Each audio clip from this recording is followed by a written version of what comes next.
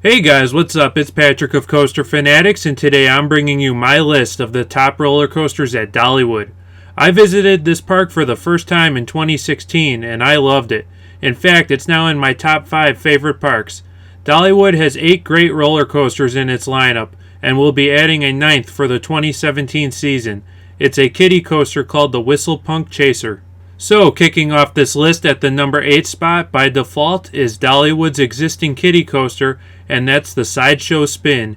It's a steel coaster built by L&T Systems. Next, in the number 7 spot, I have Blazing Fury. This indoor coaster was built and designed in-house at Dollywood. The theme is of an old mountain town that has been set on fire. During the ride, you pass through multiple scenes, including a spot where you nearly miss an oncoming train. Overall, it's a pretty cool indoor coaster.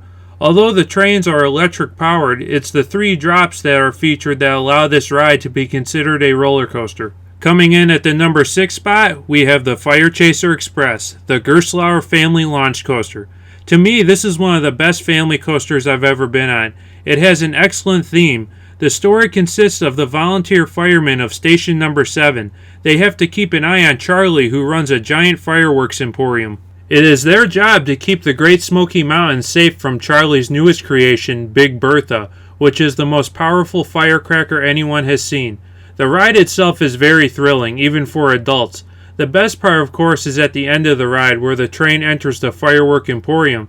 Things go wrong with Big Bertha, forcing the train to launch in reverse back to the station.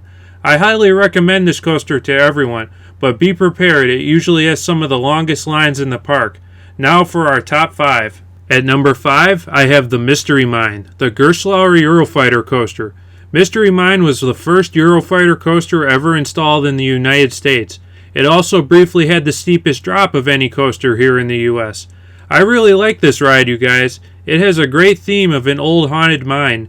It features lots of special effects such as fire, and it also has a lot of moving stuff like the spinning rock crusher in the beginning. Mystery Mine is cool because it is partially indoors, with most of its main elements being outside. The ride can be a little rough, and there is strong potential for headbanging if you don't prepare yourself for the sharp turns. The best part of the ride, of course, is at the end. The final drop is awesome. It drops you straight down, then into a barrel roll, followed by an upside-down half loop leading back into the station. The half loop is amazing. You just kind of hang there for what seems like a few seconds. I actually lost some change out of my pockets going through that loop. Just like the Fire Chaser Express, the Mystery Mine usually has long waits, so be prepared, you guys. Ranking in the number 4 spot, I have the Tennessee Tornado, the Aerodynamics looping coaster. The Tennessee Tornado is one of the few aero loopers I actually like. In fact, this one is my favorite. It is one of the last roller coasters that Aerodynamics built, and it is one of the smoothest as well. The Tennessee Tornado has a few unique features that you won't find on other aero loopers. It is the only aero looper that uses steel tubular support similar to the ones you'll find on B&M coasters. It also has the tallest loop of any Aerodynamics coaster at 110 feet tall. The ride itself is kind of short, but very intense. The loop at the bottom of the first drop is my personal favorite part. If there's one aero looper I recommend riding, it's the Tennessee Tornado. Next, in the number 3 spot, I have Thunderhead, the GCI wood coaster. Thunderhead is the second GCI I have ever rode, with Renegade being the other. I personally like Renegade a little better, but Thunderhead is still a great ride. It's very fast and intense and full of airtime. I think I was a little underwhelmed when I first rode Thunderhead because I had just got off a lightning rod for the first time, but we'll talk about that in a minute. Thunderhead, of course, features the GCI Millennium Flyer trains, which I'm a huge fan of. With these trains, they could build most of their coasters at 100 feet tall with a top speed of around 50 miles per hour and still have some of the most intense rides with great airtime. Thunderhead's signature feature is its station flyby. It was the first coaster to ever do this, and it's awesome to watch when you're standing in line in the station. I highly recommend riding Thunderhead. My only advice is that you ride it before Lightning Rod, or you might be just a little underwhelmed. Now for our runner-up. Sitting in the number 2 spot, I have Wild Eagle, the B&M wing coaster. Wild Eagle was the first wing coaster installed in the United States. Many of the other enthusiasts will tell you that it's the worst of the 4 here in the US. I happen to agree, but all 4 of them are great rides. I really couldn't say anything negative about them, as I am a huge fan of the wing coaster, as well as the B&M vest restraint. Wild Eagle is one of the largest investments in Dollywood history. In fact, it won Best New Coaster for 2012. I love how the train hugs the hill as it climbs to the top. That's one thing that Wild Eagle has on the other wing coasters, and that's that it rides with the terrain. The ride itself is very smooth and features 4 great inversions. The theme is great for this coaster because the trains look like eagles, and of course the ride experience makes you feel like you're flying like a bird. Wild Eagle is a star attraction at Dollywood, and for good reason.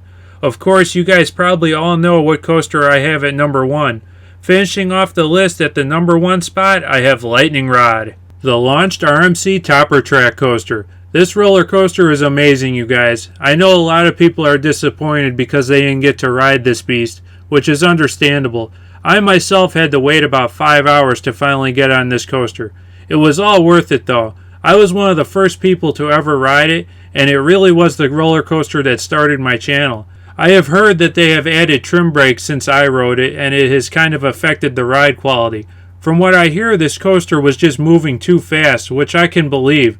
I know when I rode it, it felt like it was moving faster than 73 miles per hour. Lightning Rod is the first wood roller coaster to feature a launch, and it's super thrilling. It really puts you in the back of your seat as it climbs that lift hill at 45 miles per hour. Once the train clears that hill, you are in for a wild ride. It isn't the longest ride, but it is full of airtime and lots of overbanked high-speed turns. Lightning Rod is one of the best terrain coasters ever built, in my opinion. It uses it best on the quadruple down, which is the best part of the ride. In this section, the train totally feels out of control and gives you some of the best airtime found on any roller coaster. Lightning Rod won the award for Best New Ride in 2016, and it was well deserved even with the downtime. It is one of the best and most unique roller coasters ever built, and it's something everyone needs to experience. I hope Dollywood gets all the bugs out of this coaster for next season, so all who didn't ride it can cross Lightning Rod off their bucket list. So there you have it, you guys. That was my list of the top roller coasters at Dollywood. What do you guys think? Did I get this list right? Please leave your thoughts in the comment section, and please share your Dollywood coaster list. I hope you guys enjoyed this video. If you did, please smash that like button. And if you're new around here, please subscribe. I really appreciate it. Thanks for watching, you guys. Have a good one. I'll catch you all on the next video very, very soon.